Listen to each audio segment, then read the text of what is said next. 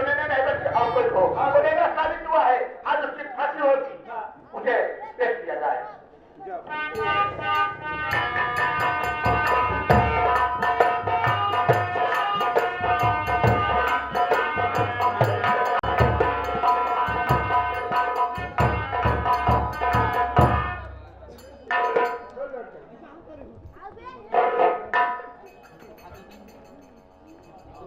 क्या गुनेगा फिर? कोई ऐसा काबू है, कोई ऐसा गवाह नहीं दिया कि तुम नैना नहीं बल्कि और कोई हो। तुम नैना साबित हुए हो, आज तुम्हारी फांसी होगी। कुछ खाना चाहते हो या किसी से मिलना चाहते हो? बोलो आखिरी इच्छा क्या है? साहब, पहली बात तो मैं यही कहूँगा कि मैं डाकू नैना सिंह नहीं हूँ। अगर अदालत ने मुझे डाकू नैना सिंह करार दिया है तो ना तो मुझे कुछ खाने पीने की इच्छा है और ना ही किसी से मिलने की इच्छा है। अदालत से मैं यही दरख्वास्त करूंगा कि अदालत अपना खाम वक्त जाया न करे। मेरे लिए जो कुछ भी फैसला सुनाना चाहते हैं मुझे मंजूर है। ठीक है, लगा फांसी के पन्ना।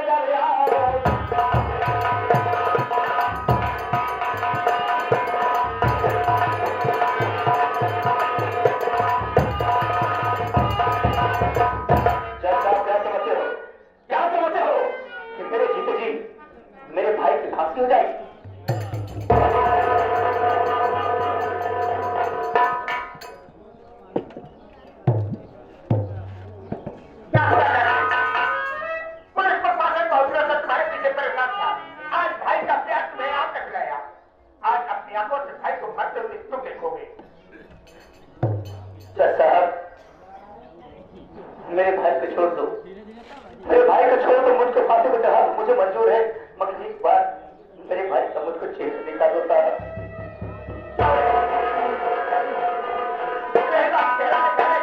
तुम्हारी इच्छा जरूर पूरी होगी, लेकिन छोड़ने की बात तो आज उसकी फांसी होगी और अपनी आंखों से मरते हुए देखोगे। एक बार साहब, एक बार मेरे भाई का मुझको चेहरा दिखा दो साहब, मैं आपसे हाथ जोड़ता हूँ, आपके पाँव पड़ता हूँ।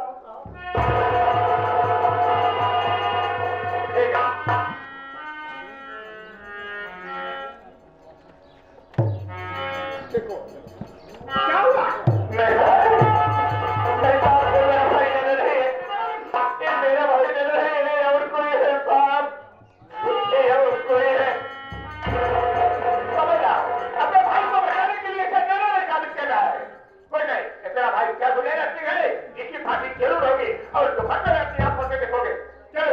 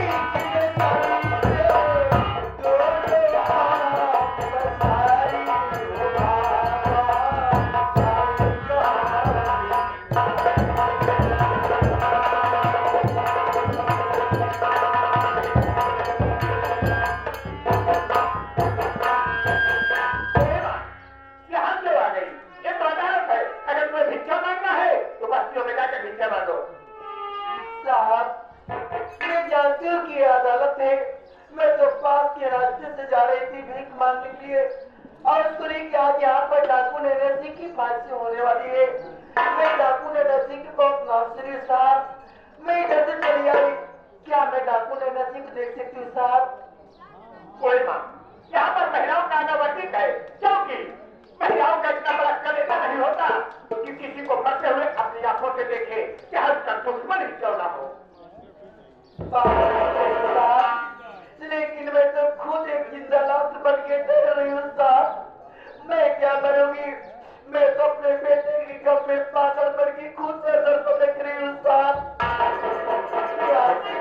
कर रही हूँ सिर्फ एक बार डाकू नैना सिंह को मैं देखना चाहती हूँ, उसके बाद में ऐसे चली जाऊंगी साहब।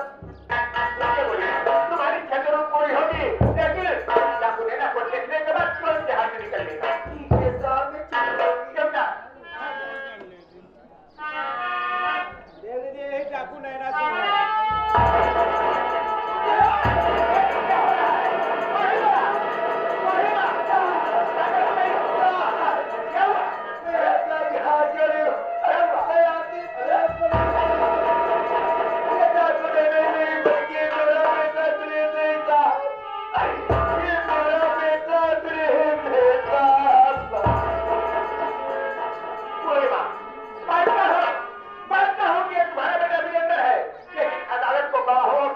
जरूरत है तुम्हारे पास है कोई सबूत, है कोई गवाह कि ये नैना है बल्कि तुम्हारा बेटा वीरेंद्र है? साहब, सिवाय और मेरे पास कोई सबूत नहीं है, लेकिन मैं भगवान की संगत खा के कह रही हूँ कि ये मेरा बेटा तुम्हारे मैं नगर की रहने वाली, मेरा नाम प्रेमवती है साहब। मैं वहाँ की महारानी, लेकिन आज की भारत में अपने बच्चे के लिए ऐसा पत्थर की ठोकर खाई साहब। अरे तुम्हारे पास कोई सबूत या कोई गवाह नहीं है, तुम्हारा बेटा वीरेंद्र नहीं तो डाकू नैना सिंह है, इसकी फांसी जरूर होगी। मैं सुनी हूँ कि अदालत में न्याय होता है साहब, लेकिन यहाँ पर न्याय नहीं बल्कि अन्याय हो रहा है साहब, अन्याय हो रहा है। जाओ तो यहाँ, तैयार हो जाओ। नंबर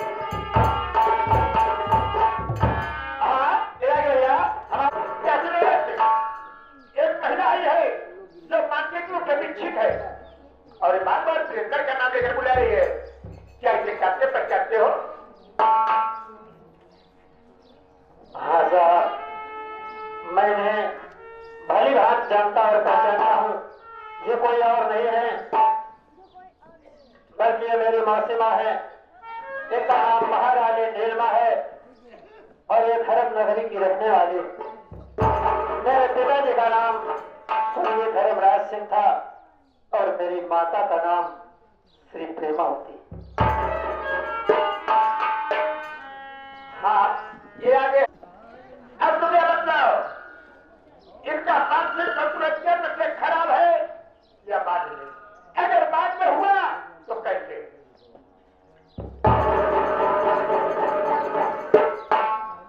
जज साहब, ये भी एक अजीब ही दास्तान थी। मैं अपने ननिहाल में पढ़ाई कर रहा था, जब मेरी परीक्षा समाप्त हो गई, न मालूम क्यों मेरा दिल घबराने लगा। अचानक मुझे मेरे घर की याद आने लगी। ऐसे आभास हो रहा था, ऐसे आत्मा तड़प रही थी कि जैसे मेरी माँ और मेरी मौसी माँ मुझे याद कर रही हूँ।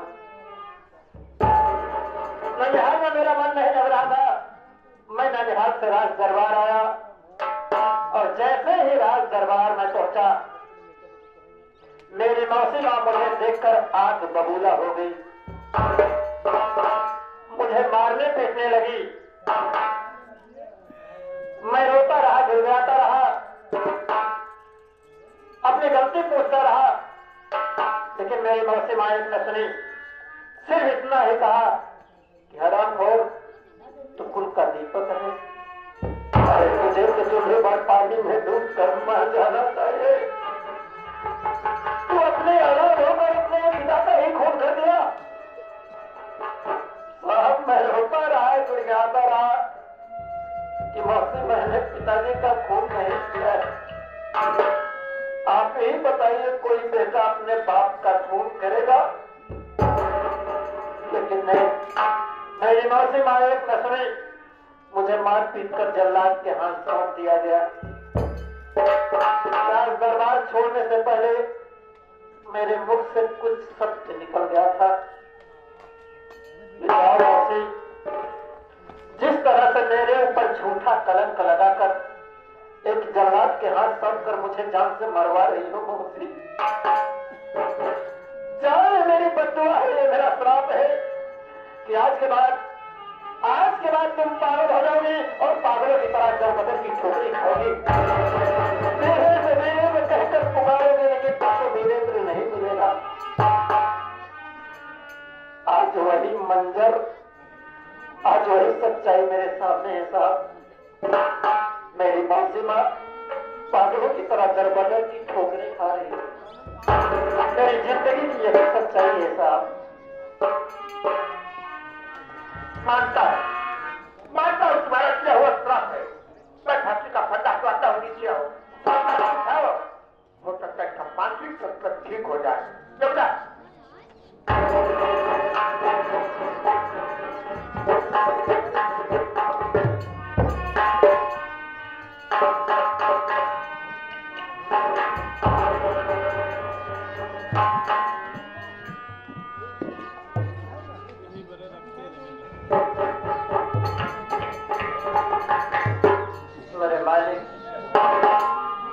दुनिया का पालनहार है, सबकी रक्षा करता है। आज मेरी भी मदद कर दे, क्योंकि मैं ऐसे धर्म संकट में हूं। अगर मेरी मौसी माँ ठीक हो जाती है तो मैं फांसी के फंदे से बच जाऊंगा। अगर मेरी मौसी माँ ठीक नहीं होती है तो मुझे फांसी हो जाएगी और दुनिया में सच का नामो निशान मिल जाएगा।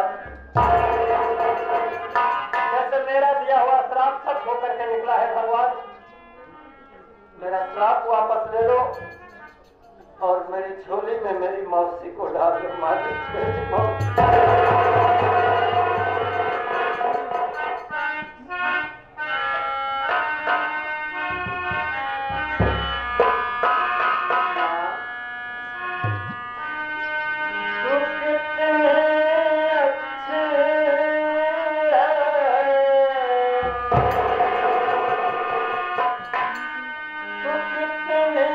भोले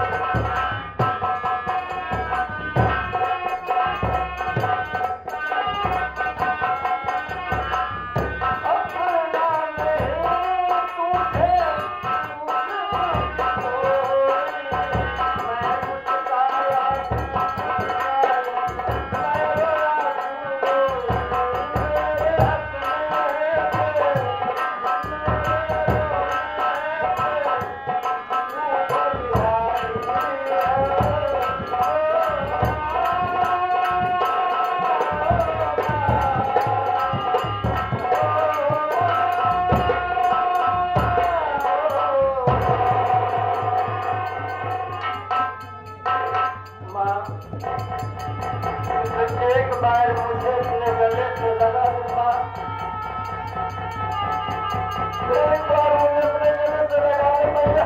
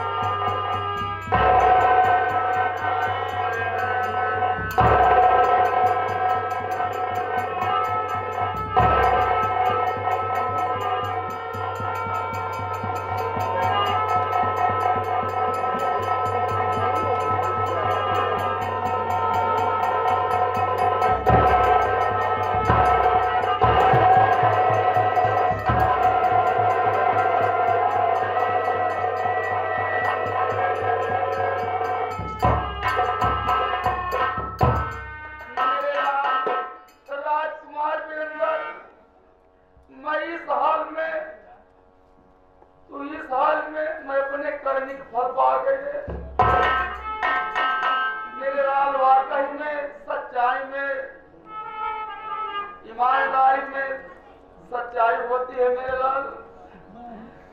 मैं तहस नहस कर डाली, मैं पाप भागदारी हूँ मेरे लाल। लेकिन ये कैसे पुलिस थाना अदालत में कैसे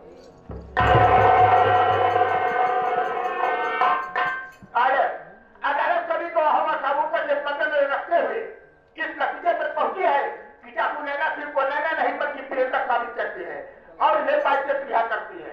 साथ ही साथ डाकू राका सिंह को धारा 305/506, 420, 308, 307, 302 के अंतर्गत सजाए मौत देती है।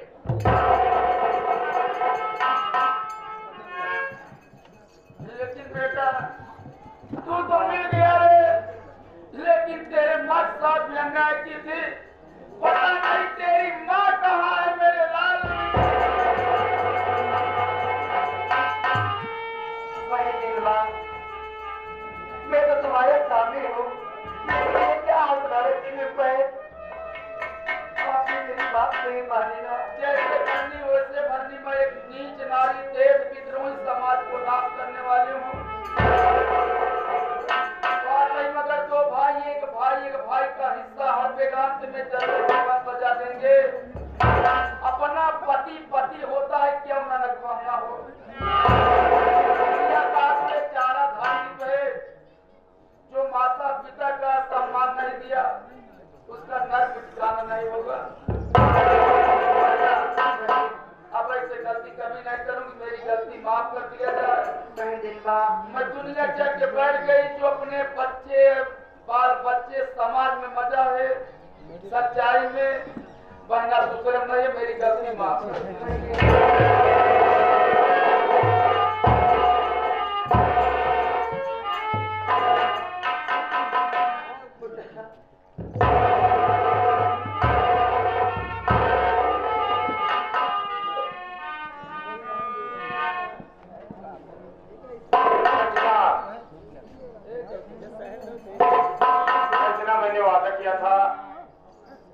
तुम्हारा वीरेंद्र तुम्हें जरूर मिलेगा।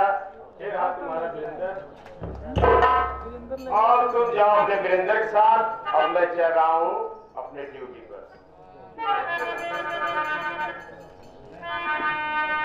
देखो बंदरा, हाँ मैं तुम्हें एक खुशखबरी देना चाहता हूँ। ये है मेरी मौसीमा और ये है मेरी माँ। तुम्हें मेरे तरफ से आशीर्वाद।